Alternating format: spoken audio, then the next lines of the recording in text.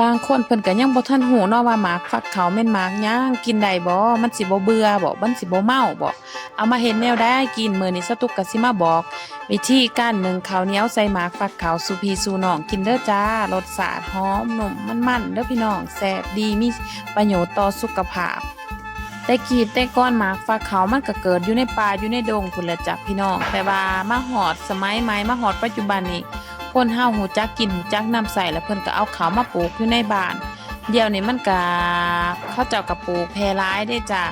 บางคนก็หูจักกินบางคนก็ยังบ่ทันได้หูจักกินเนาะบางคนก็ว่าข้อยเคยเห็นอยู่เคยเห็นเกิดอยู่ตามป่าตามดงแต่ว่าบ่กล้ากินเบิ่งลักษณะสีสันหน้าตาเป็นตาสีส้มเบื่อส้มเมาจังซี่เพิ่นก็บ่ได้กินบ่กล้ากินบ่ได้บ่ฮู้รสชาติของมันเนาะมื้อนี้สตุกก็สิมาพาพี่พาน้อง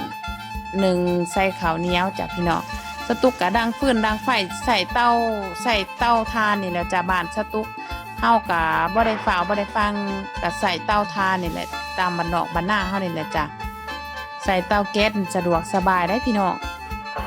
แต่ว่าเฮาก็เว้าเรื่องเน้นความปลอดภัยในบ้านสตุกมันอากาศร้อนพี่น้อง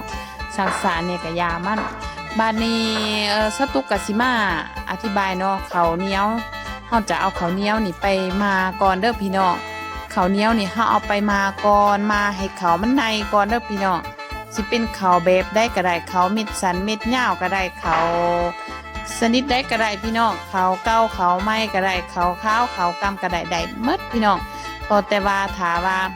ผู้ใดอยากเน้นว่าให้เห็นสีสันแล้วมันจะใส่ข้าวขาวคันผู้ใดบ่เน้นเรื่องสีสันบ่แค่เรื่องสีสันนะขอแค่รสชาติก็อยากใส่ข้าวสีได้ก็ได้ข้าวกำก็ได้พอแต่ว่าคันเฮาใส่ข้าวกำสีมันจะบ่ชัดเจนคือเฮาใส่ข้าวขาวเด้อพี่น้องหลังจากเฮาเสิร์ฟข้าวเฮาออกจากน้ำเอาแต่ข้าวเด้อเอาแต่ข้าวเด้อพี่น้องเด้อบ่ให้เอาน้ำเสิร์ฟเอาแต่ข้าวล้วนๆออกจากน้ำแล้วเฮาก็มาคนใส่กับเนื้อหมากเขาเด้อที่สตุกใส่บางยาแดงๆบางยานี่ก็คือเนื้อหมากเขาเป็นยังคือออกมาเป็นทงแบบนั้นคือสตุกขันเอาแต่เนื้อหมากเขาใส่ถุงเซกามไว้ต่างหากแล้วจ้ะเพราะว่ามันเป็นเนื้อที่สตุกเอาเก็บรักษาแช่ฟีดแช่แข็งไว้เนาะเฮาก็เศร้าให้เพื่อนเขากันแล้วเศร้าเขากับเนื้อหมากฟักเขาให้เขากันแล้วเฮาก็เอามาเสิร์ฟใส่หัวโหลดเศร้าให้เขากันแล้วก็มาใส่หัวโหลดได้พี่น้องบ่ได้เอาไปล้างน้ำอีกเด้อเศร้าให้เขากันแล้วก็เอามาใส่หัวหนึ่งโหลดหลังจากนั้นแล้วก็ปิดฟ้าบาดเพิ่นเริ่มสุกเพิ่นเขาเพิ่นขึ้นแล้วเขาเพิ่นสุกแล้วจังเพิ่นสิออกสีสันชัดเจนให้เฮาเห็นเด้อพี่น้องตอนเขายังบ่ทันได้สุกนี่เพิ่นจะสีบ่ทันชัดเจนปานใด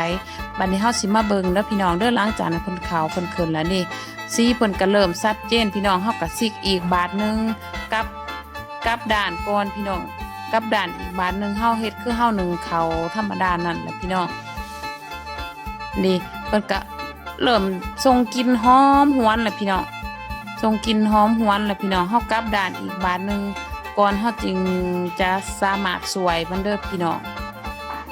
บัดนี้เฮาก็สิมาสวยเด้อพี่น้องสีสันเพิ่นก็เริ่มชัดเจนในเมื่อว่าเพิ่นสุกแล้วเพิ่นจะเห็นสีสันชัดเจนตอนเฮายังเศร้าใส่กับข้าวสารหั่นบ่ทันได้เห็นสีสันชัดเจนเด้อพี่น้องนี่เด้เพิ่นจะออกเป็นสีส้มมันก็ขึ้นกับเฮาใส่น้อยใส่หลายเด้อจ้ะพี่น้องคันเฮาใส่หลายแฮงเพิ่นแดงเพิ่นส้มกว่านี้อันนี้แม่นสตุกก็ใส่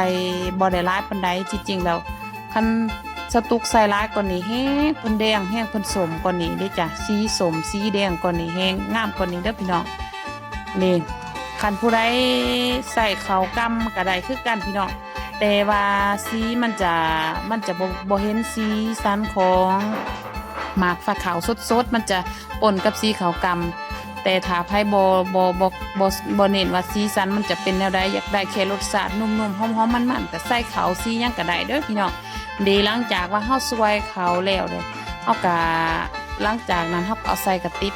พี่น้องสวยแล้วก็ใส่กระติบไว้เพิ่นจะอยู่ได้กุมเบิดมือเขาบ่บูดบ่เสียบ่นั่นเด้อพี่น้องเด้อเขาจะแห้งนุ่มเขาเฮานี่เขาชนิดใดก็อย่าเฮามานึ่งใส่หมากฟักเขานี่แห้งเพิ่นเฮ็ดให้เขาเฮานุ่มตื่มเฮากินก็แซ่บก่อนเก่าพี่น้องเขานี่จะนุ่มจะมันนะพี่น้องกินกับเมนูใดอาหารใดก็ แซ่บคือเก่าพี่น้องมันจะบ่ได้มีรสชาติอิหยังทอแต่ว่าเพิ่นมันกับหอม